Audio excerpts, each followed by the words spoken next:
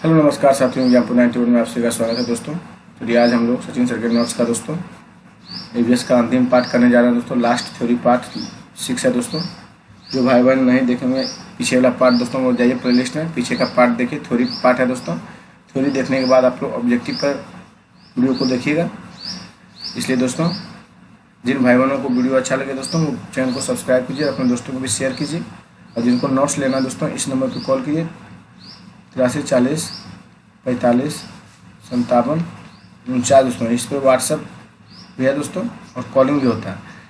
जिनको लेना है या तो व्हाट्सअप कीजिए, हाई सीटेड करके लिखिए sir, high seated sir notes, हम आपको नोट्स प्रोवाइड करें, या तो कॉल करके जिस चीज़ का लेना है कॉल कीजिए दोस्तों। और अपने दोस्तों में भी जरूर से जरूर चैनल को शेयर कीजिए और चैनल को सब्सक्राइब करने को कहिए दोस्तों, क्योंकि आप सभी को लिए इतना हम कर रहे हैं दोस्तों। आप हमारे लिए भी कुछ कीजिए, इस चैनल को ग्रो करने में हमारी मदद कीजिए। चलिए हम आगे वीडियो को स्टार्ट करते हैं। चलिए हम लोग स्टार्ट करते हैं। वायुमंडल दोस्तों, एटमॉस्फेयर। हमारी पृथ्वी चारों ओर से वायु की घनी चादर से घिरी हुई है, इसे वायुमंडल कहते हैं। पृथ्वी पर सभी जीव जीवित रहने के लिए वायुमंडल पर निर्भर रहते हैं दोस्तों। सही बात है दोस्तों। वायुमंडल की संरचना देखिए, स्ट्रक्चर ऑफ द एटमॉस्फेयर। देखिए ट्रोपोस्फेयर दोस्तों, आपका ट्रोपोस्फेयर हो गया मध्यमंडल दोस्तों। इसकी ऊंचाई 12 से 18 किलोमीटर है दोस्तों। और इसमें दोस्तों हवाई जहाज जिनको उड़ता है दोस्तों, मौसम घटनाएं इसी मंडल में होता है। 6 मंडल दोस्तों मौसमी घटना। और समताप मंडल दोस्तों 11 से 50 किलोमीटर है समताप मंडल दोस्तों। और मेसोस्फीयर मध्य मंडल में दोस्तों उल्कापिंड, सभी इसी घटना उल्कापिंड की घटनाएं जितनी भी होती है सब दोस्तों मेसोस्फीयर मतलब मध्य मंडल में तो 50 से 80 किलोमीटर के बीच है दोस्तों। थर्मोस्फीयर दोस्तों बहिर्मंडल दोस्तों। थर्मोस्फीयर आपका क्या हो गया, बाह्य वायुमंडल दोस्तों। इसमें आपका 90 से 800 किलोमीटर तक है दोस्तों। एक्सोस्फीयर में आपका रॉकेट छोड़ा जाता है दोस्तों 8 से 800 से 300 किलोमीटर तक, 3000 किलोमीटर तक है दोस्तों। चलिए हम लोग आगे इस पर डिटेल में चर्चा करते हैं। हमारा वायुमंडल 5 परतों लेयर्स में विभाजित है, जो पृथ्वी की सतह से आरंभ होती है दोस्तों। ये है पहला है क्षोमंडल दोस्तों, जिसे हम लोग ट्रोपोस्फीयर कहते हैं। फिर दूसरा समताप मंडल है, जिसे हम लोग स्ट्रेटोस्फीयर कहते हैं। तीसरा मध्य मंडल, जिसे मेसोस्फीयर कहते हैं। चौथा वायुमंडल, जिसे हम थर्मोस्फीयर कहते हैं दोस्तों। बहिर्मंडल देखिए ये एक्सोस्फीयर हुआ दोस्तों। चलिए आगे स्टार्ट करते हैं, खींचते हैं। क्षोमंडल ट्रोपोस्फीयर दोस्तों, ये परत वायुमंडल की सबसे महत्वपूर्ण परत है दोस्तों, जिसकी औसत ऊंचाई 13 किलोमीटर है। इस मंडल में मौजूद वायु में सांस लेते मौसम की लगभग सभी घटनाएं जैसे वर्षा, कोहरा, आंधी, तूफान, ओलावर्षण इसी परत के अंदर होता है दोस्तों। चलिए हम लोग आगे बढ़ते हैं। दूसरा देखिए समताप मंडल के बारे में चर्चा करते हैं। समताप स्ट्रेटोस्फीयर। क्षोमंडल के ऊपर का भाग समताप मंडल कहलाता है। क्षोमंडल का ऊपर का भाग क्या कहलाता है, समताप मंडल कहलाता है।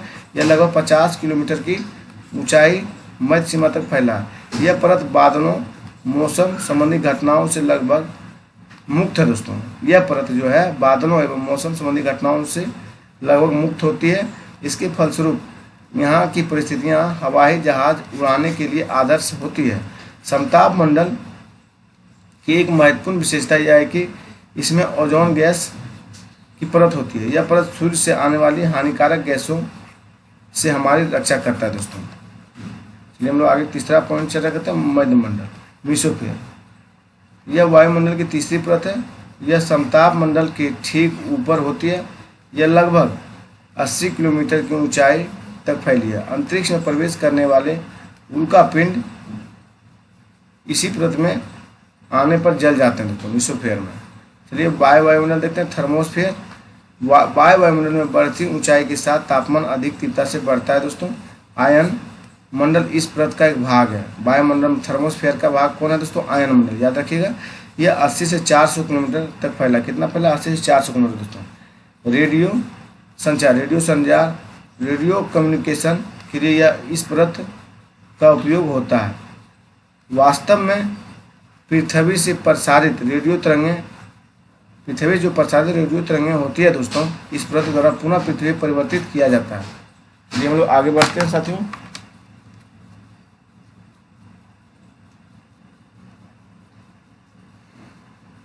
चलिए हम लोग वायुमंडल के बारे में, बहिर्मंडल के बारे में चर्चा करते हैं। एक्सोस्फीयर वायुमंडल की सबसे ऊपरी परत है, जिसे हम लोग बहिर्मंडल के नाम से जाना जाता है। यह वायु की पतली परत होती है।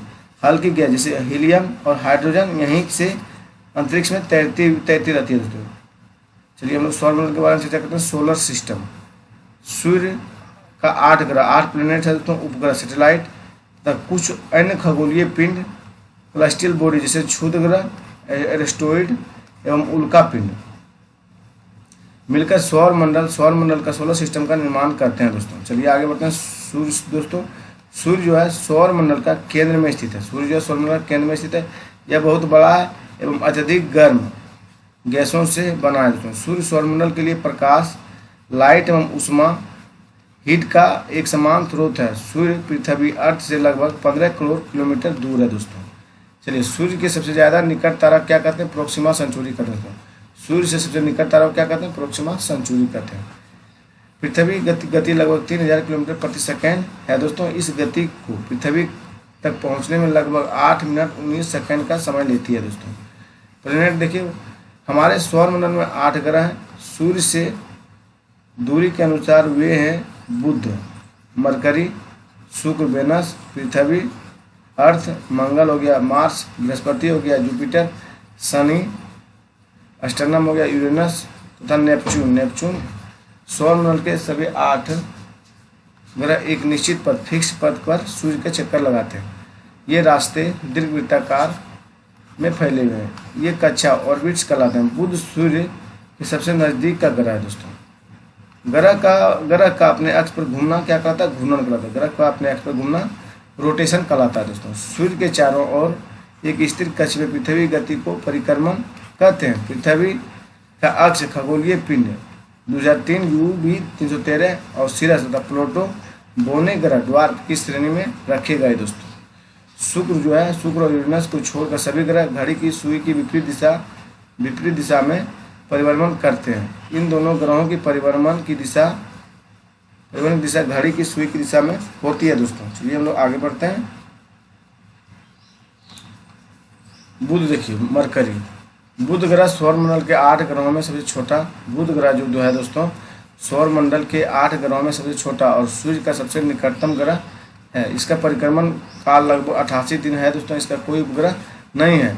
वेनस देखिए, शुक्र पृथ्वी का सबसे निकटतम और सौरमंडल का सबसे गर्म ग्रह है। वेनस प्लेनेट को यह नाम प्रेम और सुंदरता की देवी रोमन देवी के नाम पर दिया गया दोस्तों। शुक्र ग्रह चंद्रमा के बाद रात के समय आकाश में सबसे अधिक चमकीला ग्रह है दोस्तों। शुक्र जो है दोस्तों पृथ्वी के सबसे निकटतम और सौरमंडल का सबसे गर्म ग्रह। वेनस प्लेनेट को यह नाम प्रेम और सुंदरता की देवी रोमन देवी के नाम पर दिया गया। शुक्र ग्रह चंद्रमा के बाद रात के समय आकाश में सबसे अधिक चमकीला ग्रह। यह इस ग्रह को पृथ्वी की बहन भी कहा जाता है, क्योंकि वेनस प्लेनेट का द्रव्यमान और आकार पृथ्वी के आकार के लगभग बराबर है। इसका कोई उपग्रह नहीं है दोस्तों। शुक्र ग्रह को भोर का तारा, मॉर्निंग स्टार तथा सांझ का तारा का इवनिंग स्टार कहा जाता है दोस्तों। चलिए पृथ्वी देखिए, द अर्थ, सूर्य से दूरी के हिसाब से पृथ्वी तीसरा ग्रह है। आकार में यह 5वां ग्रह सबसे बड़ा ग्रह है दोस्तों। ध्रुव पोल्स के पास थोड़ी चपटी है। यही कारण है कि इसके आकार भूआब जियोड कहा जाता है। भूआब का अर्थ होता है पृथ्वी के समान आकार दोस्तों। क्या होता है? पृथ्वी के समान आकार। पृथ्वी के पास केवल एक उपग्रह सैटेलाइट है जो चंद्रमा अंतरिक्ष में देखने में पृथ्वी नीले रंग की दिखाई पड़ती है, क्योंकि इसकी 2/3 सतह पानी से ढकी हुई है, इसलिए इसे नीला ग्रह ब्लू प्लैनेट कहा जाता है। पृथ्वी अपने अक्ष पर एक घूर्णन पूरा करने में 23 घंटे 56 मिनट 4.9 सेकेंड का समय लेती है दोस्तों। यह अपने अक्ष पर लंबवतः 23.5 डिग्री झुकी हुई है। इसके कारण इस पर विभिन्न प्रकार के मौसम आते हैं। पृथ्वी सूर्य की एक परिक्रमा 365 दिन 6 घंटे 48 मिनट 45.61 सेकेंड में पूरा करती है। चलिए हम लोग आगे बढ़ते हैं। उपसौर देखिए, परहेलियन, जब पृथ्वी सूर्य के बिल्कुल पास होती है तो इसे क्या कहते हैं? उपसौर परहेलियन कहते हैं। उपसौर की स्थिति 3 जनवरी को होती है। तो कब होती है? 3 जनवरी को। चलिए हम लोग देखते हैं अपसौर, जब पृथ्वी सूर्य से अधिकतम दूरी पर होती है तो यह अपसौर मतलब अपहेलियन कहलाता है। अपसौर की स्थिति 4 जुलाई को होती है दोस्तों। चलिए मंगल देखिए, मार्स के बारे में चर्चा करते हैं। सौरमंडल में यह ग्रह दूसरा सबसे छोटा ग्रह है दोस्तों। मार्स, मंगल जो है सौरमंडल का यह दूसरा सबसे छोटा ग्रह। मंगल ग्रह की मिट्टी में लो ऑक्साइड पाया जाता है, जिसका रंग लाल दिखाई देता है। इसी कारण से लाल ग्रह भी कहा जाता है मंगल को दोस्तों, याद रखिएगा। मंगल ग्रह के 2 उपग्रह हैं। कौन कौन? फिबोस और डिमोस हैं दोस्तों। मंगल को पृथ्वी की नंगी आंखों से देखा जा सकता है दोस्तों। मंगल को पृथ्वी से नंगी आंखों से देखा जा सकता है। बृहस्पति ग्रह देखिए, जुपिटर प्लेनेट दोस्तों, बृहस्पति ग्रह आकार में हमारे सौरमंडल का सबसे बड़ा ग्रह है। बृहस्पति ग्रह जो है आकार में हमारे सौरमंडल का सबसे बड़ा ग्रह है। यह अपने अक्ष पर सबसे अधिक तेजी से परिक्रमण करने वाला ग्रह है। यह मात्र 9 घंटे 56 मिनट में यह अपने अक्ष को घूर्णन पूर्ण कर लेती है। बृहस्पति ग्रह को 67 उपग्रह है। कितना दोस्तों? 67। पुराना घटा है दोस्तों, करंट में बढ़ा हुआ है। शनि ग्रह अष्टम प्लेनेट देखिए, शनि ग्रह हमारे सौर मंडल के दूसरा सबसे बड़ा ग्रह है। यह ग्रह चारों ओर वलय, इस ग्रह के चारों क्या है? वलय दोस्तों। टाइटन शनि ग्रह का सबसे बड़ा उपग्रह है। शनि ग्रह के 62 उपग्रह नहीं है दोस्तों, 82 उपग्रह वर्तमान में है दोस्तों। अरुण देखिए, यूरेनस ग्रह की खोज विलियम हर्शेल ने 1781 में की थी। इसे लेटा हुआ ग्रह भी कहते हैं दोस्तों। यूरेनस ग्रह को 27 उपग्रह है दोस्तों। चलिए आगे बढ़ते हैं। नेपच्यून ग्रह हमारे सौरमंडल के सूर्य के नेपच्यून ग्रह जो है हमारे सौरमंडल का सूर्य से दूरी के अनुसार सबसे दूर का ग्रह है। यह सबसे ठंडा ग्रह। नेपच्यून ग्रह के 14 उपग्रह हैं दोस्तों। उपग्रह सैटेलाइट देखिए, कुछ आकाशीय पिंड हम अपने ग्रह की परिक्रमा करते हुए सूर्य की परिक्रमा करते हैं। कुछ आकाशीय पिंड जो है दोस्तों अपने ग्रह की परिक्रमा करते हुए सूर्य की परिक्रमा करते हैं। अपने ग्रह की परिक्रमा करने के कारण इन्हें उपग्रह कहते हैं। जैसे चंद्रमा पृथ्वी की परिक्रमा करती है। यह पृथ्वी के एकमात्र प्राकृतिक उपग्रह है दोस्तों। क्या? एकमात्र प्राकृतिक उपग्रह। मानव निर्मित उपग्रह दोस्तों, भारत ने आर्यभट्ट एजुसेट ओशन सेट नामक उपग्रह बनाया है। भारत ने आर्यभट्ट एजुसेट और ओशन सेट नामक उपग्रह बनाया दोस्तों। चलिए आगे बढ़ते हैं। चंद्रमा द मून देखिए, हमारी पृथ्वी के पास केवल एक उपग्रह सैटेलाइट है जो चंद्रमा, इसका व्यास डिमीटर दोस्तों पृथ्वी के व्यास का केवल 1/4 है। पृथ्वी से चंद्रमा की दूरी लगभग 3,84,400 किलोमीटर है दोस्तों। यह हमारी पृथ्वी के सर्वाधिक निकट स्थित आकाशीय पिंड है दोस्तों। चंद्रमा पृथ्वी का एक चक्कर 27 दिन 7 मिनट 7 घंटे 47 मिनट लगता है। चंद्रमा जो है पृथ्वी का एक चक्कर लगाने में कितना समय लेती है दोस्तों? 27 दिन 7 घंटे 43 मिनट में पूरा करती है। नील आर्मस्ट्रॉन्ग दोस्तों, नील आर्मस्ट्रॉन्ग पहले व्यक्ति थे जिन्होंने 21 जुलाई 1969 को सबसे पहले चंद्रमा की सतह पर कदम रखा दोस्तों। चलिए हम लोग आगे बढ़ते हैं। चंद्रमा के पास अपना कोई प्रकाश नहीं होता है। यह सूर्य के प्रकाश से प्रकाशित होता है और सूर्य के प्रकाश को परिवर्तित करता है, जो हमारी पृथ्वी पर लगभग 1.25 सेकेंड में पहुंचता है। इस प्रकाश को चांदनी मून लाइट भी कहते हैं साथियों।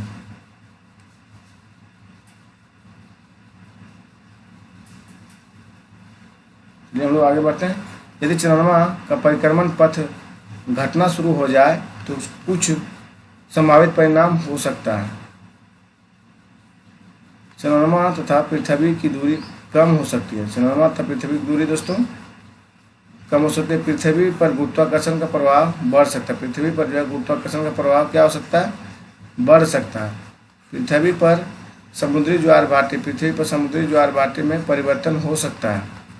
पृथ्वी पर मौसम में प्रभाव पड़ सकता है। पृथ्वी पर सुनामी भूकंप जैसे आपदा आ सकती है। पृथ्वी पर सुनामी भूकंप जैसे आपदा आ सकती है। क्षुद्रग्रह देखिए, एस्टेरॉइड्स, तारे, ग्रहों एवं उपग्रहों के अतिरिक्त असंख्य छोटे पिंडों टीन बॉडीज भी सूर्य के चारों ओर चक्कर लगाते हैं। इन पिंडों को क्षुद्र ग्रह एस्टेरॉइड कहते हैं। ये मंगल, मार्स एवं बृहस्पति, जुपिटर की कक्षाओं के बीच पाए जाते हैं। उल्का पिंड देखिए तो एस्टेरॉइड्स सूर्य के चारों ओर चक्कर लगाने वाले पत्थरों के छोटे छोटे टुकड़ों को उल्का पिंड कहते हैं। कभी कभी ये उल्का पिंड पृथ्वी के इतने नज़दीक आ जाते हैं कि इनकी प्रवृत्ति पृथ्वी पर गिरने की होती है। इस प्रक्रिया के दौरान वायु के साथ फ्रैक्शन होने के कारण ये गर्म होकर जल जाते हैं। इन्हें ही टूटता हुआ तारा कहा जाता है दोस्तों। उछल तारा देखिए कमेंट।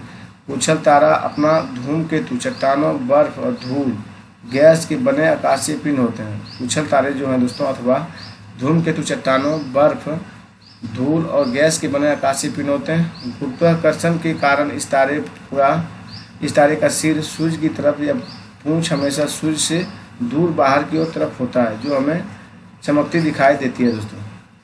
कुइपर मेखला दोस्तों, कुइपर मेखला नहीं, कुइपर बेल्ट दोस्तों, यह नेपच्यून के पास सौरमंडल के आखिरी सिरों पर एक तस्तरी के आकार की विशाल पट्टी है दोस्तों। इसमें असंख्य खगोलीय पिंड क्लस्टियल बॉडी उपस्थित हैं, जिनमें कई बर्फ से बने हैं। धूमकेतु इसी क्षेत्र से आते हैं। प्लूटो भी इसी मेखला में स्थित है दोस्तों। प्लूटो जो है इसी मेखला में स्थित है। सूर्य ग्रहण और चंद्र ग्रहण, सोलर इलिप्स दोस्तों और लूनर इलिप्स। सूर्य ग्रहण देखिए, जब सूर्य पृथ्वी के बीच चंद्रमा आ जाता है, जब सूर्य और पृथ्वी के बीच जब चंद्रमा आ जाता है तो इस स्थिति को क्या कहते हैं, युति, मतलब कंजक्शन कहते हैं। युति क्या कहते हैं, कंजक्शन कहते हैं। यह अमावस्या के दिन तक, किस दिन होता है, अमावस्या के दिन होती है। इस स्थिति में चंद्रमा की छाया पृथ्वी पर पड़ती है। चंद्रमा की छाया जो पृथ्वी पर पड़ती है और जिससे सूर्य ग्रहण करते हैं हम लोग। चलिए आगे बढ़ते हैं, हम लोग चंद्र ग्रहण के बारे में देखते हैं साथियों।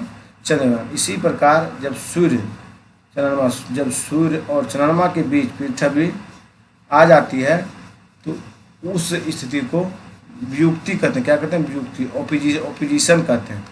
यह पूर्णिमा को होता है। कब होता है, ये पूर्णिमा को होता है। इस स्थिति में पृथ्वी का छाया चंद्रमा पर पड़ता है, पृथ्वी की छाया चंद्रमा पर पड़ता है, जिसे चंद्र ग्रहण कहते हैं। जिसे क्या कहते हैं, चंद्र ग्रहण कहते हैं दोस्तों। चलिए ग्लोब पर हम लोग चर्चा करते हैं। ग्लोब काल्पनिक रेखा, इमेजिनरी लाइन दोस्तों, जो ग्लोब को दो बराबर भागों में बांटते हैं उसे हम लोग विषुवत या भूमध्य रेखा, इक्वेटर कहते हैं दोस्तों। क्या कहते हैं, काल्पनिक इमेजिनरी लाइन दोस्तों, जो ग्लोब को दो बराबर भागों में बांटती है उसे हम लोग क्या कहते हैं, विषुवत वृत्त, भूमध्य रेखा, इक्वेटर कहा जाता है। पृथ्वी के उत्तर नॉर्थ में स्थित आधे भाग को उत्तरी गोलार्ध नॉर्थन हेमिस्फेयर तथा दक्षिणी वाले आधे भाग को दक्षिणी गोलार्ध साउथर्न हेमिस्फेयर कहा जाता है दोस्तों। चलिए भूमध्य रेखा 23.5 डिग्री उत्तर में स्थित काल्पनिक अक्षांशों रेखाओं को कर्क रेखा मतलब टॉर्फिक ऑफ सेंसर और भूमध्य रेखा को 23.5 डिग्री दक्षिणी में स्थित काल्पनिक अक्षांश रेखा को मकर रेखा टॉर्फिक ऑफ द कैपेरिक्रॉन कहते हैं दोस्तों। कर्क और मकर रेखाओं के मध्य के भाग को उष्णकटिबंध कहते हैं। क्या कहते हैं, कर्क और मकर रेखाओं के मध्य के भाग को उष्णकटिबंध कहते हैं। भारत के 8 राज्यों में कर्क रेखा गुजरती है। ये राज्य हैं गुजरात, आपका राजस्थान, आपका मध्य प्रदेश, छत्तीसगढ़, झारखंड, पश्चिम बंगाल, त्रिपुरा, मिजोरम दोस्तों। चलिए कुछ महत्वपूर्ण पॉइंट देखिए। उत्प्रवास दोस्तों, उत्प्रवास हो गया, ये एक देश से बाहर स्थान बदलने को कहते हैं। उत्प्रवासी अपने देश को छोड़ देते हैं और किसी अन्य देशों में जाकर बस जाते हैं। अपने देश में यह व्यक्ति उत्प्रवासी कहलाता है। क्या कहलाता है, उत्प्रवासी कहलाता है। कुछ पॉइंट क्या, इसे देखिए। इमिग्रेशन दोस्तों, एक देश से बाहर स्थान बदलने को कहते हैं। उत्प्रवासी अपने देश को छोड़कर किसी अन्य देश में जाकर बस जाते हैं। अपने देश में यह व्यक्ति उत्प्रवासी कहलाते हैं दोस्तों। चलिए हम लोग अप्रवास के बारे में पढ़ते हैं। इमिग्रेशन, अपने देश से किसी अन्य देश में आकर बसने को अप्रवास कहते हैं। अप्रवास कहा जाता है, यानी कोई भारत का मूल निवासी अगर अमेरिका में बस जाता है तो यह व्यक्ति भारत का उत्प्रवासी कहलाया जाएगा और अमेरिका में अप्रवासी कहलाया जाएगा। अमेरिका में क्या कहलाएगा, अप्रवासी दोस्तों। अप्रवास, पलायन देखिए। माइग्रेशन, अपने मूल निवास स्थान से किसी दूसरे स्थान पर जाकर रहने की प्रक्रिया है। मतलब अपने मूल निवास स्थान से किसी दूसरे स्थान पर जाकर रहने की प्रक्रिया को पलायन कहते हैं। इसमें पलायन करने वाले अपने देश में किसी दूसरी जगह पलायन कर सकते हैं या किसी दूसरे देश में भी पलायन कर सकते हैं। शहरांतर दोस्तों, अर्बन माइग्रेशन, एक शहरी क्षेत्र से दूसरे शहरी क्षेत्र में स्थान बदलने को शहरांतरण कहते हैं दोस्तों। आंतरिक प्रवास देखिए, इंटरनल माइग्रेशन, एक देश में अंदर स्थान बदलने को आंतरिक प्रवास कहते हैं। इसका यह अर्थ है कि कोई व्यक्ति अपने देश के भीतर ही किसी एक स्थान से दूसरे स्थान पर जाता है, उसे हम लोग आंतरिक प्रवास कहते हैं। प्रत्यावर्तन देखिए, प्रत्यावर्तन दोस्तों रिप्रेटेशन दोस्तों, इसका अर्थ होता है कि किसी स्थान से दूसरे स्थान पर जाना। इसका अर्थ क्या होता है? किसी स्थान से दूसरे स्थान पर जाना और फिर वापस पहले के स्थान पर लौटना, उसे क्या कहते हैं? प्रत्यावर्तन करते हैं। जब आपदा के बाद लोग अपने क्षेत्र को छोड़कर चले जाते हैं और बाद में वापस अपने क्षेत्र में लौटते हैं तो इसे प्रत्यावर्तन कहा जाता है दोस्तों। विस्थापन देखिए, डिस्प्लेसमेंट दोस्तों, इसका अर्थ होता है कि किसी स्थान को हटाया जाना। डिस्प्लेसमेंट में क्या होता है? इसका अर्थ होता है किसी स्थान से हटाया जाना। स्थानांतरण देखिए, ट्रांसफर दोस्तों, इसका अर्थ होता है कि किसी स्थान से दूसरे स्थान पर पहुंचना, किसी स्थान से दूसरे स्थान पर पहुंचना। ऋतु प्रवाह देखिए, ऋतु प्रवाह दोस्तों ट्रांसम्यूटेंस दोस्तों, जब लोग अपने जानवरों के साथ नए चारागाहों की तलाश में मौसम के अनुसार यानी गर्मी सर्दी में एक जगह से दूसरी जगह जाते हैं तो इसे मौसमी स्थानांतरण को ऋतु प्रवास कहा जाता है। ठंड के मौसम में पहाड़ों पर जब बर्फ गिरने लगती है तो लोग अपने जानवरों के साथ नए चारागाहों की तलाश में नीचे घाटियों में चले जाते हैं और इसी प्रकार गर्मी के मौसम आने पर वे पहाड़ों पर जाकर रहने लगते हैं। चलिए राष्ट्रीय प्रतीक देखिए, नेशनल सिंबल दोस्तों, भारत का राष्ट्रीय ध्वज देखिए। भारत का राष्ट्रीय ध्वज में समान अनुपात में केसरिया, सफ़ेद, हरे रंग की क्षैतिज पट्टियाँ होती है। इन तीनों रंगों के कारण भारत में ध्वज को तिरंगा कहा जाता है। क्या कहा जाता है? तिरंगा कहा जाता है। ध्वज की चौड़ाई लंबाई के अनुपात को 2 से 3 अनुपात होता है। ध्वज मतलब ध्वज की लंबाई और चौड़ाई कितना है? 2:3 होता है। ध्वज में सफ़ेद रंग की पट्टी के बीचों बीच गहरे नीले रंग का चक्र होता है। ध्वज के सफ़ेद रंग की पट्टी में बीचों बीच गहरे नीले रंग का चक्र बना होता है जिसमें 24 तिनियाँ बनी होती है। यह चक्र सारनाथ में स्थित अशोक स्तंभ से लिया गया दोस्तों। 22 जुलाई 1947 को भारतीय संविधान सभा ने राष्ट्रीय ध्वज तिरंगे को अपनाया। कब अपनाया दोस्तों? 22 जुलाई 1947 को। भारत के राष्ट्रीय ध्वज में स्थित केसरिया रंग त्याग और बलिदान का और सफ़ेद रंग दोस्तों सत्य और शांति के लिए, सफ़ेद रंग सत्य और शांति और पवित्रता का तथा हरा रंग दोस्तों देश की समृद्धि और उर्वरता की प्रतीक दर्शाता है दोस्तों।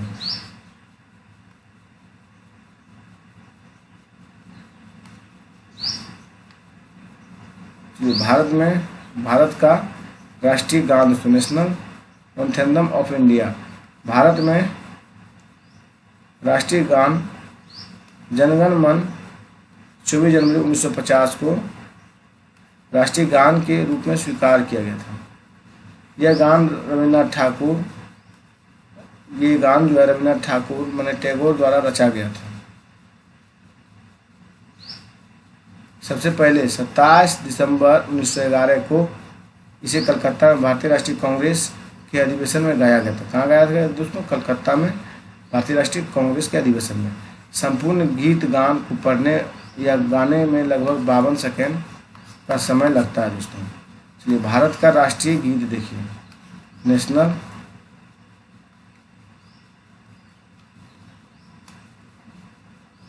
Song of the India. Bharat का राष्ट्रीय गीत देखिए दोस्तों, वंदे मातरम। कौन सा है? वंदे मातरम बंकिम चंद्र चटर्जी द्वारा संस्कृत में रचित है दोस्तों, जो कि उनकी रचना आनंद मठ से लिया गया है। 24 जनवरी 1950 को राष्ट्रगान के साथ स्वीकार किया गया। सर्वप्रथम राष्ट्रीय गीत वंदे मातरम 1896 में भारतीय राष्ट्रीय कांग्रेस के सत्र में गाया गया था दोस्तों। भारत का राष्ट्रीय चिन्ह देखिए, नेशनल एम्बलम दोस्तों। भारत का राष्ट्रीय चिन्ह आपका नेशनल एम्बलम क्या था? अशोक स्तंभ। क्या है? अशोक स्तंभ। जो मौर्य साम्राज्य के शासक सम्राट अशोक के द्वारा सारनाथ में बनाए गए स्तंभ से लिया गया दोस्तों।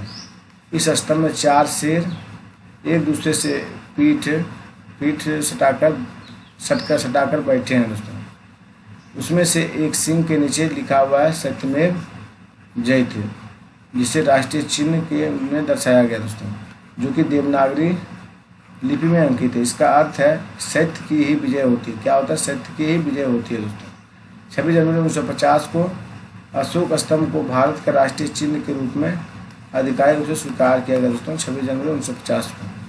ये हम लोग आगे बढ़ते हैं। सर्वोच्च राष्ट्रीय पुरस्कार, highest national award, Bharat Ratna Bharat का सर्वोच्च राष्ट्रीय पुरस्कार और सर्वोच्च नागरिक सम्मान है। भारत रत्न सम्मान राष्ट्रीय सेवा में असाधारण कार्य करने वाले व्यक्तियों को प्रदान किया जाता है दोस्तों। इन राष्ट्रीय सेवाओं में विज्ञान, कला, साहित्य, खेल और सार्वजनिक सेवा के क्षेत्र में सम्मिलित होता है दोस्तों। भारत रत्न देखिए किस तरह पीपल के तरह होता है दोस्तों। इस पुरस्कार के रूप में पुरस्कार प्राप्तकर्ता को एकमात्र तमगा यानी मेडल दिया जाता है। इस पुरस्कार में धनराशि नहीं दी जाती है। भारत रत्न की शुरुआत 2 जनवरी 1954 को भारत के तत्कालीन राष्ट्रपति राजेंद्र प्रसाद के द्वारा की गई थी दोस्तों। चलिए हम लोग आगे बढ़ते हैं। राष्ट्रीय पशु देखिए, नेशनल एनिमल्स। अप्रैल 1973 को बाघ, रॉयल बंगाल टाइगर को भारत का राष्ट्रीय पशु घोषित किया गया। इससे पहले भारत का राष्ट्रीय पशु शेर हुआ करता था। इससे पहले भारत का राष्ट्रीय पशु क्या हुआ करता था? शेर हुआ करता था। तेज फुर्ती और शक्ति के कारण बाघ को भारत का राष्ट्रीय पशु माना गया। बाघ का जंतु वैज्ञानिक नाम पैंथेरा टिग्रिस है दोस्तों। क्या? Panthera tigris. तो ये राष्ट्रीय पक्षी देखिए, नेशनल बर्ड्स। 26 जनवरी 1963 को मोर को भारत का राष्ट्रीय पक्षी घोषित किया गया था। मोर को संस्कृत भाषा में म्यूल के नाम से जाना जाता है। मोर का जंतु वैज्ञानिक नाम पाबोक्रिस्टेसस है। क्या है साथियों? पाबोक्रिस्टेसस है। चलिए हम लोग आगे बढ़ते हैं। राष्ट्रीय पुष्प देखिए, नेशनल फ्लावर। भारत का राष्ट्रीय पुष्प कमल होता है। क्या होता है भारत का राष्ट्रीय पुष्प? कमल। हिंदू, बौद्ध और जैन धर्मों में कमल की धार्मिक संस्कृति में होता है दोस्तों। कमल के फूलों का प्रयोग पूजा, आयुर्वेदिक और एलोपैथिक और यूनानी औषधियों निर्माण हेतु में किया जाता था। कमल का वनस्पतिक नाम आपका नीलम्बियम न्यूसीफेरा। क्या है? नीलम्बियम न्यूसीफेरा है दोस्तों। चलिए हम आगे बढ़ते हैं। राष्ट्रीय खेल देखिए आपका हॉकी है। भारत का राष्ट्रीय खेल आपका हॉकी को माना जाता है। जबकि भारत ने ओलंपिक में हॉकी खेल में लगातार 6 स्वर्ण पदक जीते हैं। कितने? 6 दोस्तों। तब से हॉकी को भारत का राष्ट्रीय खेल घोषित किया गया। लेकिन भारतीय खेल मंत्रालय ने माना है कि आधिकारिक रूप से ये भारत में किसी भी खेल को भारत का राष्ट्रीय खेल घोषित नहीं किया गया है। लेकिन सरकारी वेब पोर्टल पर हॉकी को राष्ट्रीय खेल माना गया है। राष्ट्रीय वृक्ष देखिए, नेशनल ट्री।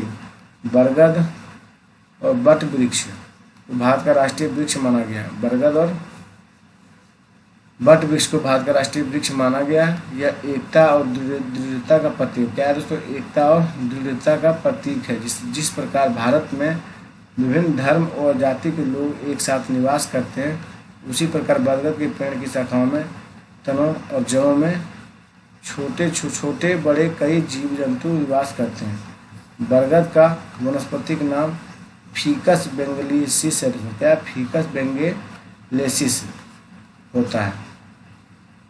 राष्ट्रीय लिपि देखिए, भारत का राष्ट्रीय लिपि आधिकारिक लिपि देवनागरी लिपि है दोस्तों। भारत का राष्ट्रीय लिपि क्या है? आधिकारिक लिपि देवनागरी है दोस्तों। राष्ट्रीय नदी देखिए, नेशनल रिवर। गंगा को भारत का राष्ट्रीय नदी माना जाता है। गंगा को क्या माना जाता है दोस्तों? भारत का राष्ट्रीय नदी घोषित किया गया। हिंदू धर्म और ग्रंथों में गंगा नदी को सबसे पवित्र नदी माना गया। गंगा नदी हिमालय के गौमुख नामक स्थान पर गंगोत्री हिमनद से निकलती है, जहाँ पर इसे भागीरथी नदी के नाम से वहाँ पर क्या नाम से चलता है? भागीरथी नदी के नाम से जाना जाता है। जिसमें आगे चलकर अन्य नदियाँ जैसे कि अलकनंदा, यमुना, सोन, गोमती, कोसी, घाघर आदि मिलती है। देवप्रयाग में जाकर भागीरथी और अलकनंदा का संगम होता है और इसके आगे इस नदी को गंगा के नाम से जाना जाता है दोस्तों। तो हम लोग आगे बढ़ते हैं। राष्ट्रीय पशु विरासत पशु नेशनल हेरिटेज एनिमल दोस्तों। अक्टूबर 2010 में हाथी को भारत का राष्ट्रीय विरासत पशु, भारत का राष्ट्रीय विरासत पशु हाथी को पशु घोषित किया गया दोस्तों। हाथियों की घटती संख्या के कारण उनके बचाव हेतु के हाथियों को विरासत पशु का दर्जा दिया गया दोस्तों। भारत का राष्ट्रीय जलीय जीव देखिए दोस्तों, मीठे पानी की डॉल्फिन भारत का राष्ट्रीय जलीय जीव है दोस्तों। मीठे पानी की डॉल्फिन भारत का राष्ट्रीय जलीय जीव है। 18 मई 2010 को भारत के पर्यावरण और वन मंत्रालय ने राष्ट्रीय एक्वाटिक पशु के रूप में गंगा नदी में पाई जाने वाली डॉल्फिन को भारत का राष्ट्रीय जलीय जीव घोषित किया। गंगा नदी में पाई जाने वाली डॉल्फिन एक संकटापन्न जंतु है। क्या है? संकटापन्न जंतु है दोस्तों, जो विशिष्ट रूप से इसी नदी में वास करते हैं। इसे वन्य जीवन संरक्षण यानी अधिनियम 1972 में शामिल किया गया दोस्तों। चलिए हम लोग आगे बढ़ते हैं साथियों। भारत का राष्ट्रपिता, father of the nation, Mahatma Gandhi को अघोषित रूप से भारत का राष्ट्रपिता माना जाता है दोस्तों। सर्वप्रथम 6 जुलाई 1944 को सुभाष चंद्र बोस ने सिंगापुर रेडियो स्टेशन से संदेश प्रसारित करते हुए महात्मा गांधी को राष्ट्रपिता कहकर संबोधित किया। उसके बाद 30 जनवरी 1948 को गांधी जी की हत्या के बाद जब देश के तत्कालीन प्रधानमंत्री जवाहरलाल नेहरू ने रेडियो पर भारत के लोगों को संबोधित किया था, तब उन्होंने कहा था राष्ट्रपिता अब नहीं रहे। तभी से महात्मा गांधी को भारत का राष्ट्रपिता कहा जाता है दोस्तों। भारत सरकार के अनुसार किसी को भी आधिकारिक रूप से राष्ट्रपिता की उपाधि प्राप्त नहीं है और संविधान में ऐसा कोई प्रावधान उपलब्ध नहीं है दोस्तों। भारत की राजभाषा दोस्तों, official language of India, Bharat के कोई भी राष्ट्रीय भाषा नहीं है। भारत के संविधान के अनुच्छेद 343 के तहत हिंदी भारत की राजभाषा मात्र है दोस्तों। भारत के संविधान में राष्ट्रभाषा का कोई उल्लेख नहीं है। हालांकि 22 भाषाओं का आधिकारिक भाषा का दर्जा प्राप्त है, जो हिंदी है, कन्नड़ है, कश्मीरी है, समिया है, बंगाली है, बोडो है, डोगरी है, गुजराती है, कोंकणी है और मैथिली है। मलयालम है, मिताई है यानी मणिपुरी जिसे बोलते हैं, मराठी है, नेपाली है, ओडिसी है, पंजाबी है, संस्कृत है, संथाली है, सिंधी है, तमिल है, तेलुगु है और उर्दू है दोस्तों। ये 22 भाषा की मान्यता दिया गया दोस्तों। भारत की राष्ट्रीय मुद्रा देखिए, नेशनल करेंसी ऑफ इंडिया रुपया, भारत की राष्ट्रीय मुद्रा रुपया भारत का राष्ट्रीय मुद्रा है। भारतीय राष्ट्रीय चिन्ह रुपया चिन्ह को भारत सरकार द्वारा 15 जुलाई 2010 को जारी किया गया था दोस्तों। भारत का राष्ट्रीय फल क्या है? भारत का राष्ट्रीय national fruit end of India आम जो है भारत का राष्ट्रीय फल है, जिसका वैज्ञानिक नाम मैंगीफेरा इंडिका है। क्या है दोस्तों? Mangifera indica. इसको सभी फलों में राजा का दर्जा दिया है, सभी फलों का राजा का दर्जा प्राप्त है दोस्तों। भारत में राष्ट्रीय दिवस, भारत के राष्ट्रीय दिवस देखिए, नेशनल डे। भारत का राष्ट्रीय दिवस के रूप में स्वतंत्रता दिवस, गणतंत्र दिवस, गांधी जयंती को घोषित किया गया दोस्तों राष्ट्रीय दिवस के रूप में। 15 अगस्त को हर साल स्वतंत्रता दिवस मनाया जाता है, क्योंकि इसी दिन 1947 में भारतीयों को ब्रिटिश शासन से आज़ादी मिली थी। 26 जनवरी 1950 को भारत को अपना संविधान प्राप्त हुआ, इसलिए इस दिन गणतंत्र दिवस के रूप में मनाया जाता है। हर साल 2 अक्टूबर को गांधी जयंती मनाई जाती है, क्योंकि इसी दिन गांधी जी का जन्म हुआ था दोस्तों। राष्ट्रीय पंचांग देखिए, नेशनल कैलेंडर। राष्ट्रीय पंचांग भारत का राष्ट्रीय कैलेंडर भारत में उपयोग में आने वाले सरकारी सिविल कैलेंडर है। यह शक संवत पर आधारित है और ग्रेगोरियन कैलेंडर के साथ 22 मार्च 1957 से अपनाया गया। क्षेत्र भारतीय राष्ट्रीय पंचांग का प्रथम माह होता है। क्षेत्र जो है भारतीय राष्ट्रीय पंचांग क्या होता है? प्रथम महीना होता है।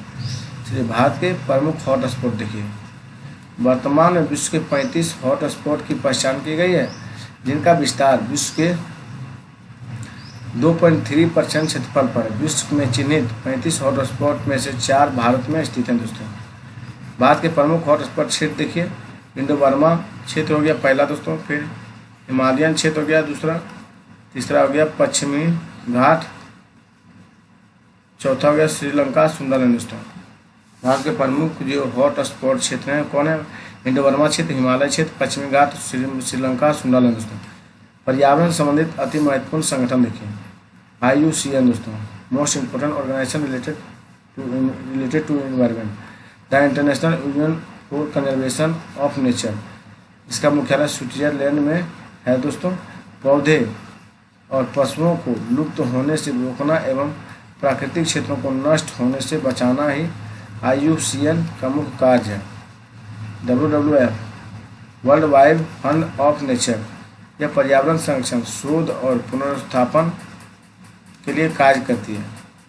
UNEP दोस्तों, UNEP United Nation Environment Programme, UNEP का मुख्यालय नैरोबी यानी केन्या है।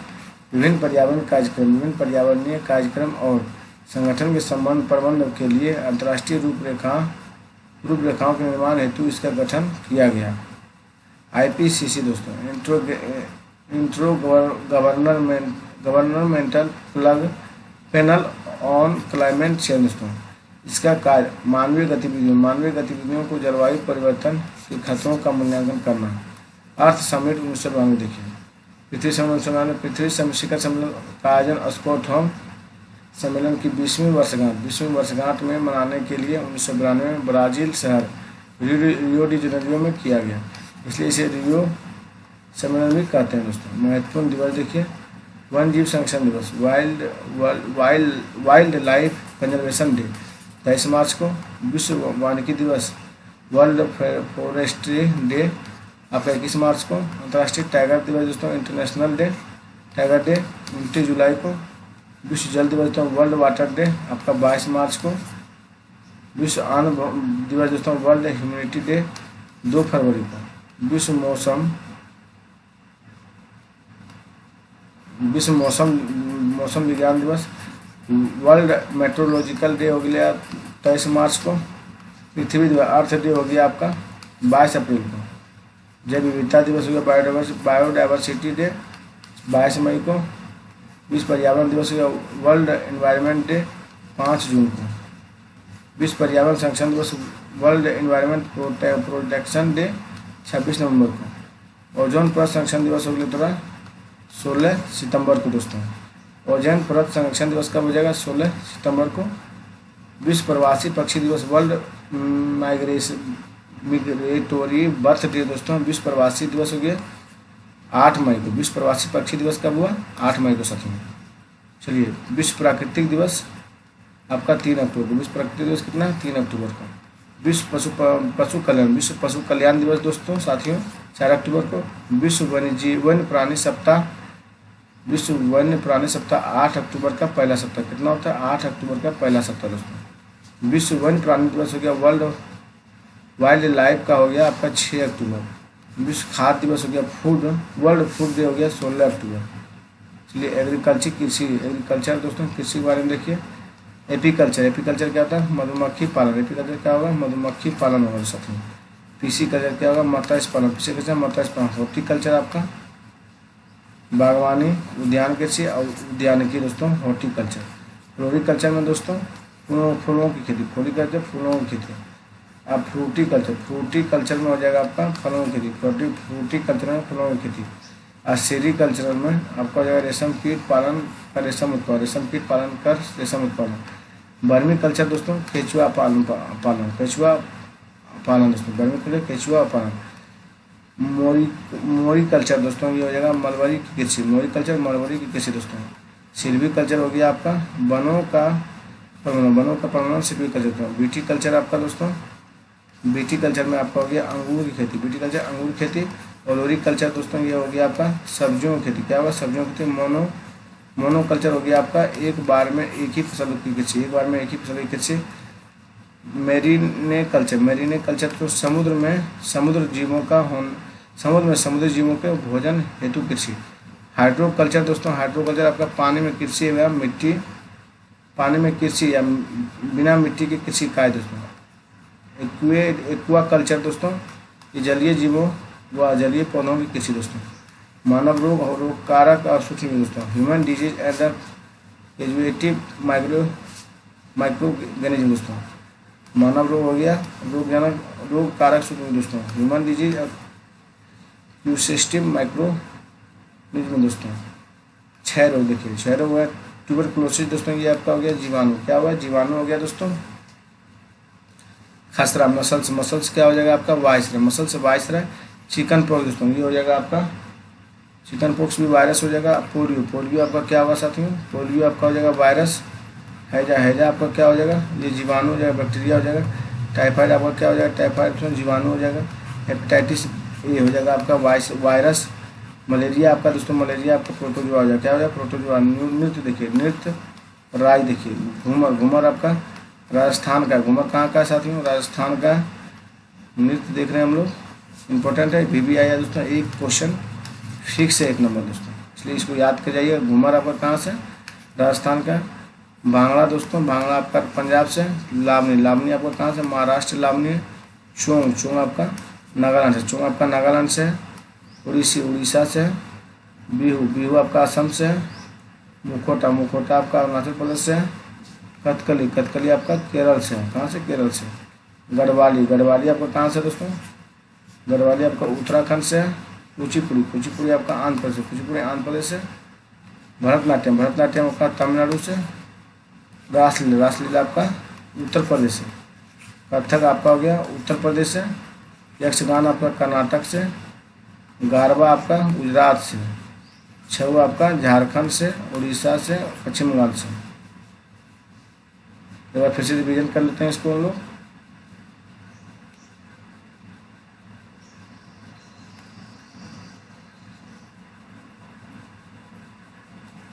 भांगड़ा देखिए, भांगड़ा कहाँ से है। घूमर देखिए, घूमर आपका कहाँ से, राजस्थान से। घूमर राजस्थान से दोस्तों। भांगड़ा पंजाब से। और लावनी आपका महाराष्ट्र से। चोंग आपका नागालैंड से। उड़ीसा आपका उड़ीसी से। बिहू आपका असम से। मुखोटा आपका अरुणाचल प्रदेश से। कथकली आपका केरल से। गढ़वाली आपका और उत्तराखंड से। कुचिपुड़ी आपका दोस्तों आंध्र प्रदेश से। भरतनाट्यम आपका कहाँ से, तमिलनाडु से भरतनाट्यम। रासलीला आपका कहाँ से, उत्तर प्रदेश से। कथक आपका कहाँ से, उत्तर प्रदेश से। यक्षगान दोस्तों कहाँ से, कर्नाटक से यक्षगान है। गारवा आपका गुजरात से। छऊ आपका कहाँ से, झारखंड, उड़ीसा, पश्चिम बंगाल से दोस्तों। चलिए हम लोग टाइप 1 चलते हैं हम लोग। अब दोस्तों 3 राज्यों का समूह जिनके किनारे बंगाली खाड़ी है। चलिए इसको याद करते हैं। ये उड़ीसा हो जाएगा, आंध्र प्रदेश हो जाएगा, तमिलनाडु हो जाएगा, तीनों राज्य के इसी किनारे दोस्तों। देखिए भारत का नक्शा ऐसे ऐसे पारिए दोस्तों। अब फिर इधर से ऐसे ऐसे जाइए। ये आपका भारत का नक्शा हो गया दोस्तों। इधर आपका है, यहाँ पे दोस्तों आपका उड़ीसा पश्चिम बंगाल के नीचे दोस्तों। फिर आपका आंध्र प्रदेश। फिर आपका देखिए तमिलनाडु है, आंध्र प्रदेश है, फिर उड़ीसा है दोस्तों। ये आपका हुआ। चलिए हम लोग आगे बढ़ते। तीनों राज्यों को ऐसे समूह जिनके किनारे अरब सागर है दोस्तों। देखिए तो इस साइड दोस्तों अरब सागर है, इधर बंगाली खाड़ी है दोस्तों। अरब सागर में इस साइड है दोस्तों। तो देखिए अरब सागर में कौन है, केरल है, कर्नाटक है और महाराष्ट्र है दोस्तों। एकदम सही है 100% दोस्तों। क्या है, केरल और कर्नाटक और महाराष्ट्र है। चलिए हम लोग आगे बढ़ते हैं। चलिए मिजोरम के निकटवर्ती 3 राज्य देखिए। मिजोरम का आपका निकटवर्ती राज्य है त्रिपुरा, असम और मणिपुर। तो कौन है, त्रिपुरा, असम और मणिपुर है। त्रिपुरा, असम और मणिपुर है दोस्तों मिजोरम के निकटतम राज्य। तमिलनाडु के निकटवर्ती राज्य देखिए। तमिलनाडु के जो निकटवर्ती राज्य है दोस्तों ये आपका आंध्र प्रदेश, केरल और कर्नाटक है। कौन कौन है, आंध्र प्रदेश, केरल और कर्नाटक। केरल और कर्नाटक, आंध्र प्रदेश, केरल और कर्नाटक आपका तमिलनाडु के निकटवर्ती राज्य है दोस्तों। यदि आप सबसे छोटे मार्ग ट्रेन द्वारा पटना से चंडीगढ़ जा रहे हैं तो संभावित राज्य केंद्र शासित प्रदेश से होकर आप नहीं गुजरेंगे। देखिए पंजाब से आप नहीं गुजरेंगे। किससे नहीं गुजरेंगे, पंजाब से दोस्तों। इस प्रकार प्रश्नों को सही जवाब देने के लिए आपको मैप देखना होगा दोस्तों। मैप को याद कीजिए, मैप को घर में साटिए, उसको निगाहों से देखिए। देखिए एक बार इसको बताते हैं। देखिए लद्दाख आपका ये क्षेत्र हुआ दोस्तों, लद्दाख आपका ये क्षेत्र हुआ। जम्मू कश्मीर ये क्षेत्र हुआ जम्मू कश्मीर दोस्तों। यहाँ पे जम्मू कश्मीर नीचे हिमाचल प्रदेश है दोस्तों, नीचे जम्मू कश्मीर और लद्दाख के नीचे दोस्तों, लद्दाख के नीचे दोस्तों हिमाचल प्रदेश के साइड में दोस्तों पश्चिम में पंजाब है। क्या है? पंजाब है। उसके बाद हिमाचल प्रदेश के पूर्व में दोस्तों आपका देहरादून है दोस्तों, उत्तराखंड है। क्या है? उत्तराखंड है। और पंजाब के नीचे क्या? हरियाणा है दोस्तों। फिर हरियाणा के नीचे आपका न्यू दिल्ली है दोस्तों। क्या है? दिल्ली है दोस्तों। और दिल्ली के नीचे दोस्तों आपका फिर क्या है? उत्तर प्रदेश है दोस्तों, लखनऊ। लखनऊ के बगल में बिहार आपका पटना। फिर देखिए दिल्ली हरियाणा के बाद दोस्तों आपका देखिए जो है राजस्थान भी लगता है दोस्तों, राजस्थान का बॉर्डर। फिर आपका आ जाएगा गुजरात दोस्तों। फिर लखनऊ से लगा हुआ भोपाल मध्य प्रदेश है, गुजरात से भी लगा हुआ है दोस्तों, महाराष्ट्र से भी लगा हुआ है, और तमिलनाडु से दोस्तों महाराष्ट्र लगा हुआ है। कर्नाटक से दोस्तों गोवा, देखिए गोवा आपका मुंबई से सटा हुआ है, अलग है उससे दोस्तों सटा हुआ है, लेकिन तमिलनाडु ये इधर जो है दोस्तों ये आपका अरब सागर, अब अरबन सी है दोस्तों। देखिए अरब सागर है तो इधर आपका बंगाल की खाड़ी है, ध्यान रखिए। देखिए बंगाल की खाड़ी में आपका तमिलनाडु आता है, आंध्र प्रदेश आता है, उड़ीसा आता है और वेस्ट बंगाल आता है दोस्तों आंध्र प्रदेश में। और आपका अरब सागर में आता है केरल आता है, कर्नाटक आता है, गोवा आता है, मुंबई आता है और गुजरात आता है दोस्तों। ये सब आपका अरब सागर में दोस्तों, किसमें? अरब सागर में दोस्तों। तो चलिए हम लोग आगे बढ़ते हैं। देखिए यहाँ पे दोस्तों अरुणाचल प्रदेश से आपका ये हुआ, फिर नागालैंड हो गया, फिर मणिपुर हो गया, फिर मिजोरम हो गया दोस्तों। त्रिपुरा से सटे राज्य में देखिए आपका मिजोरम है, मणिपुर है और नागालैंड है दोस्तों। चलिए हम लोग आगे बढ़ जाते हैं। भारत के राज्य और केंद्र शासित प्रदेश जिनके बारे में सॉरी दोस्तों कैसे देखते हैं हम लोग। चलिए भारतीय राज्य व केंद्र शासित प्रदेश जिनके किनारे पर बंगाल की खाड़ी स्थित है।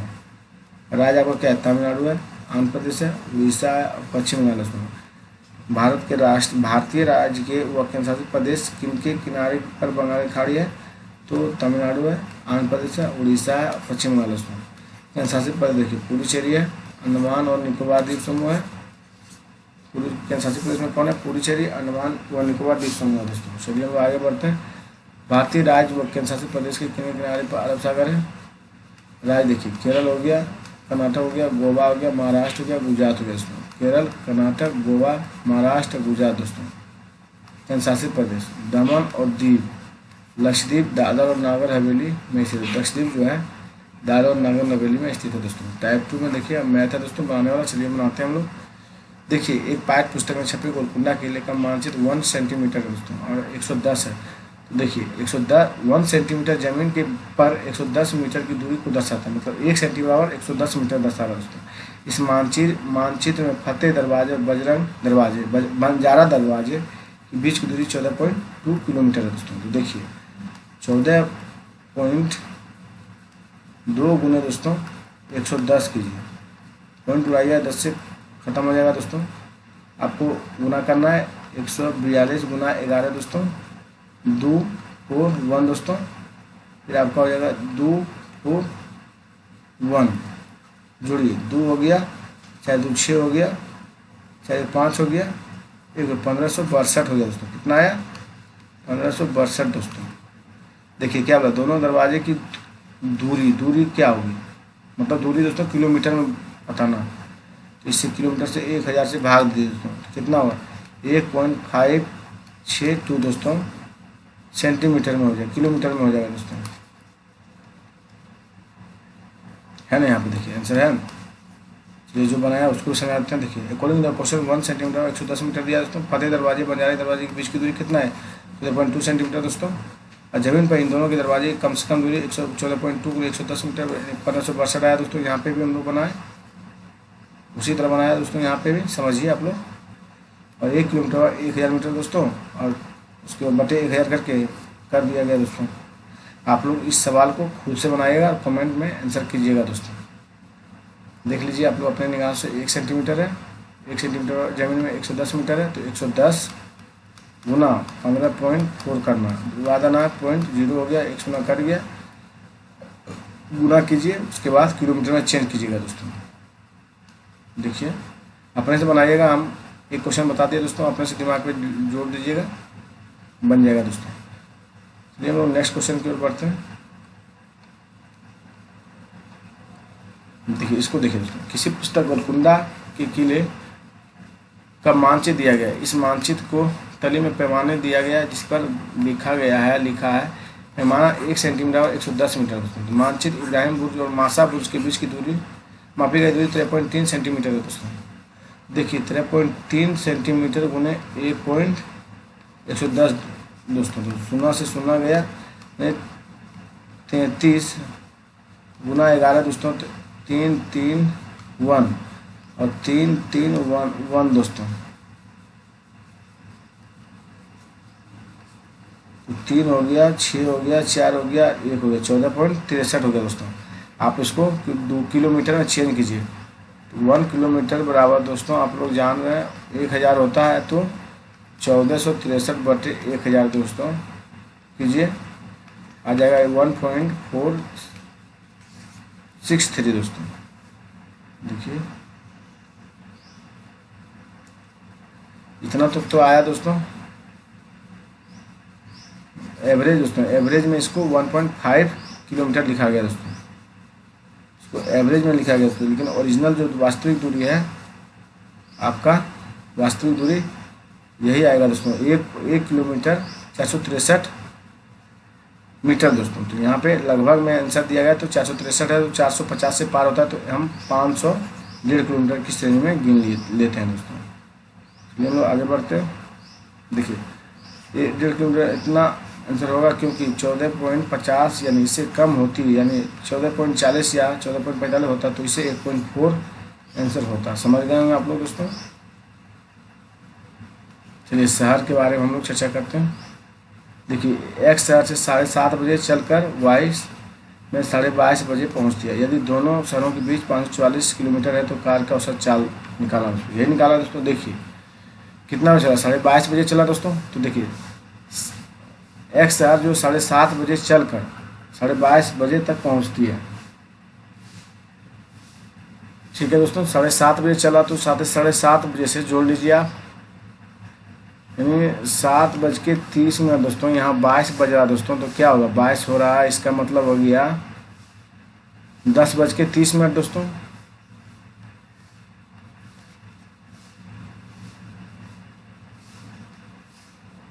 चलिए दोस्तों हम लोग ये सवाल को बनाते हैं।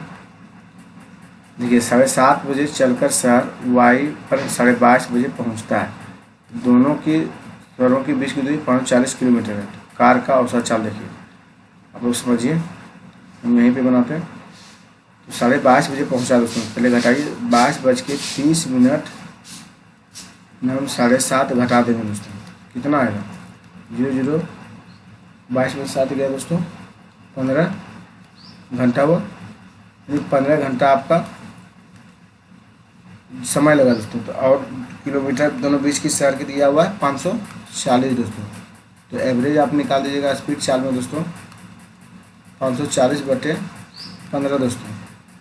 अब इसको काट के भगा दीजिए, 45 और बचा फिर दोस्तों इसमें 45 और 5 90 दोस्तों, 36 किलोमीटर प्रति घंटे की चाल से वो जाएगा। तो 36 को आप किलोमीटर में चेंज कीजिए, 5/18, 18 दूनी 36, आपका 10 किलोमीटर प्रति घंटा के हिसाब से वो पहुँचेगा दोस्तों। चलिए हम लोग आगे चलते हैं नेक्स्ट क्वेश्चन की ओर। देखिए दोस्तों उसी टाइप से यहाँ पे भी बना हुआ है, 7:30 से 22:30 घंटे के बीच घंटों की संख्या 15 हुआ। डिस्टेंस आपका, दूरी आपका 540 किलोमीटर दिया हुआ था। एवरेज स्पीड आपका डिस्टेंस दूरी बटे टाइम था दोस्तों। आप इसको आप किलोमीटर, तो इसको आप बदल दीजिएगा 36 किलोमीटर को मीटर प्रति सेकंड में दोस्तों। यहाँ दिया हुआ देखिए, लेकिन इस क्वेश्चन में मीटर प्रति सेकंड में हमें वैल्यू निकालनी है, तो किलोमीटर को मीटर सेकंड में बदलने के लिए 5/18 मल्टीप्लाई करना है, मतलब गुना करना है, और मीटर सेकंड से किलोमीटर में बदलने के लिए 18/5 से गुना करना है दोस्तों, मल्टीपल करना है। फिर से देखिए, लेकिन इस क्वेश्चन में मीटर प्रति सेकंड में हमें वैल्यू निकालनी है, तो किलोमीटर को मीटर प्रति सेकंड में बदलने के लिए 5/18 से गुना करते हैं, और मीटर प्रति सेकंड को किलोमीटर में बदलने के लिए 5/18 से गुना करते हैं दोस्तों। तो इसे 36 को हम 5/18 से मल्टीप्लाई कर देंगे, 36 गुना 5/18 दोस्तों, तो 10 किलोमीटर प्रति घंटा आपका आंसर आ जाएगा। चलिए हम लोग नेक्स्ट क्वेश्चन की ओर देखते हैं। आप लोग इस क्वेश्चन को खुद से बनाइएगा दोस्तों। 29 सितंबर 2019 को एक एक्सप्रेसवे ट्रेन सूरत से गुजरात से नागरकोइल केरल जाने के लिए बैठा। तो यह ट्रेन सूरत में 20:45 चली और 1 अक्टूबर 2019 को 12:45 में नागरकोइल पहुंची। यदि सूरत से नागरकोइल के बीच ट्रेन की मार्ग की 2200 किलोमीटर दूर है, तो ट्रेन की औसत चाल क्या होगा, खुद से बनाइए। चलिए आप लोग समझिए दोस्तों। ट्रेन देखिए कब चला, आपका ट्रेन 20:45 पर चला दोस्तों, 29 सितंबर को। तो 29 सितंबर को 20 सितंबर लिखे दोस्तों, तो 20:45 में चला। तो उस दिन एक दिन रात में कितना होता है, 24 घंटा होता है दोस्तों, 24 आवर होता है। तो हम इसको लिख सकते हैं 23 आवर 60 मिनट में, 1 घंटा हम इधर ले लिए, तो हम इसमें 20 आवर 45 घंटा घटा दीजिए। देखिए कितना देर चला मेरा उस दिन ट्रेन दोस्तों, तो आपका हो जाएगा 15 और 3 घंटा दोस्तों, 3 घंटा 15 मिनट हुआ। ये 29 सितंबर को चला उसमें। फिर आपका 30 सितंबर को चलेगा, देखिए यहाँ पर 30 सितंबर को फिर चलेगा दोस्तों आपका 24 घंटा दोस्तों, 24 आवर चला। फिर आपका 1 अक्टूबर को दोस्तों, 1 अक्टूबर को 12:45 तक चला दोस्तों। तीनों को ऐड कीजिए, 24 घंटे 12:45 और 3 घंटा 15 मिनट दोस्तों। देखिए चलिए ऐड करते हैं। 24 घंटा हो गया आपका, 12:45 हो गया आपका, 3 घंटा 15 मिनट हो गया दोस्तों।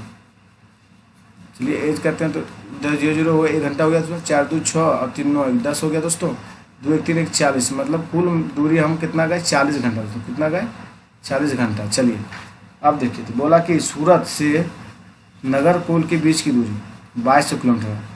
तो उनको दूरी दिया हुआ है दोस्तों, और निकालना चाल दोस्तों, स्पीड निकालना। स्पीड बराबर क्या होता है, दूरी बटे समय दोस्तों। समय हमारा कितना लगा, 40 घंटा दोस्तों, और दूरी कितना दिया हुआ, 2200 घंटा दोस्तों।